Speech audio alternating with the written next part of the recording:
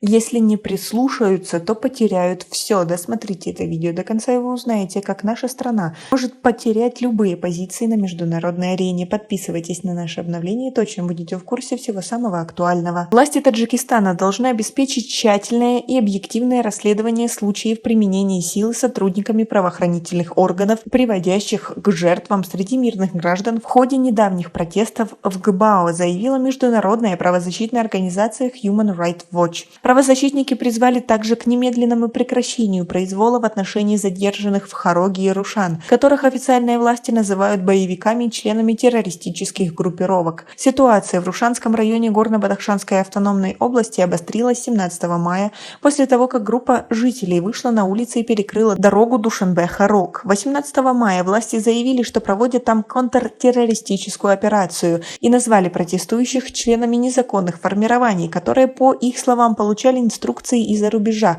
по дестабилизации страны. МВД назвала 46 жителей Рушанского района ГБАО членами преступных и экстремистско-террористических группировок, принимавших участие в митингах, и все они задержаны. Об этом отмечается в заявлении Human Rights Watch. Все материалы уголовного дела по обвинению также Маматшоевой получил гриф «Секретно». Граждане ГБАО мирно осуществляли свои права на свободу выражения мнений и собраний и выступали против произвола со стороны власти. Правоохранительные органы в ответ применили чрезмерную силу, говорит Саинат Султаналиева, исследователь Human Rights Watch по Центральной Азии. Таджикские власти должны немедленно прекратить преследование протестующих, тщательно расследовать все случаи применения насилия в отношении задержанных, восстановить связь в регионе и доступ граждан к информации. Власти Таджикистана пока до сих пор не отреагировали на заявления Human Rights Watch и других международных организаций. Как вы относитесь к тому, что таджикские власти игнорируют все международное общество, которое имеет влияние? Свои ответы напишите нам, пожалуйста, в комментарии.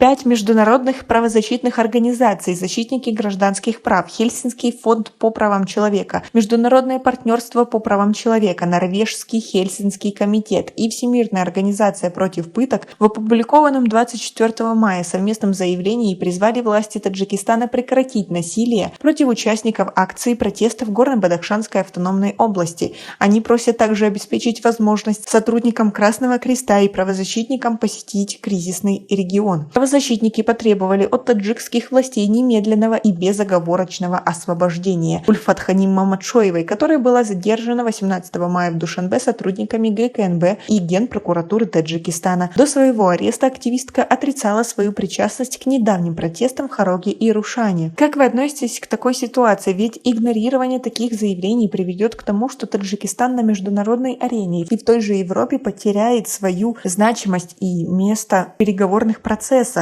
Ведь такое поведение может привести к тому, что Таджикистан потеряет право на получение кредитов, которые ему уже дали, или право получать новые кредиты или какие-то выплаты для оптимизации экономики и развития страны. Ведь если на международной арене сделают вывод, что Таджикистан диктаторская страна, которая не уважает права человека, то в принципе рассчитывать на какую-то международную помощь им не стоит. Как вы к этому относитесь и как вы относитесь к деяниям наших властей? Свои ответы напишите нам, пожалуйста, в комментарии. У нас пока на этом все. Оцените наше видео подпиской и лайком. До скорой встречи!